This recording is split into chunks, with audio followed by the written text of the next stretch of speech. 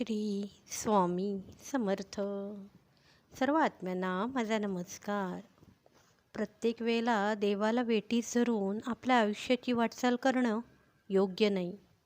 आपण देखील आपल्या कर्मांकडे लक्ष दिलं पाहिजे. आपल्यावर एखादी वाईट वेळ येते तेव्हा आपण लगेच देवाला दोष देतो, पण आपल्याकडूनही एखादी गोष्ट चुकीची घडू शकते हा विचार आपण कधीच करत नाही आणि देवाला बोल लावण्यास सुरुवात करतो.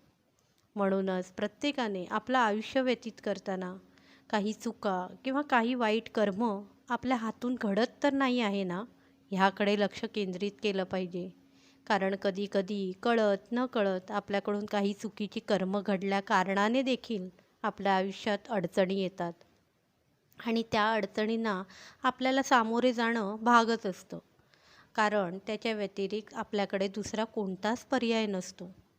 कधीकधी काय होतं, गेल्या जन्माचे भोग देखील आपल्या वाट्याला येतात आणि त्याची जाण आपल्याला नसल्याकारणाने कधीकधी नेमकं आपल्या आयुष्यात काय घडत आहे ह्याचा अंदाज येत नाही व आयुष्य अधिक अधिक कठीण होत जातं.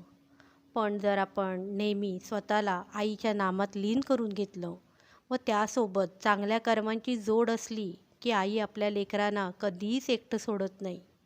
सतत आईचं नामस्मरण करत राहिलो की आपल्याला कोणत्याच गोष्टीचा फारसा फरक पडत नाही.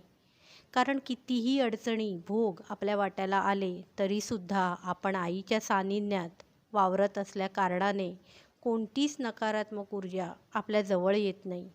तसंच आपल्या आयुष्याची डोर आईच्या हातात असल्या कारणाने आपल्याला कोणत्याच वाईट ऊर्जा देखील वेठीस धरू शकत नाही. तसंच आपली आईवरची श्रद्धा, विश्वास, भक्ती या सर्व गोष्टी आपल्याला अधिक खंबीर बनवतात व आपण सगळ्या संकटातून, अडचणीतून बाहेर पडतो.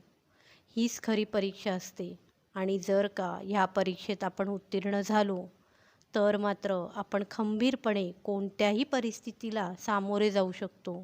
हे फक्त घडतं कारण आपल्या आईवर दृढ विश्वास असतो आणि मगच आपल्या वाट्याला यश प्राप्त होतं.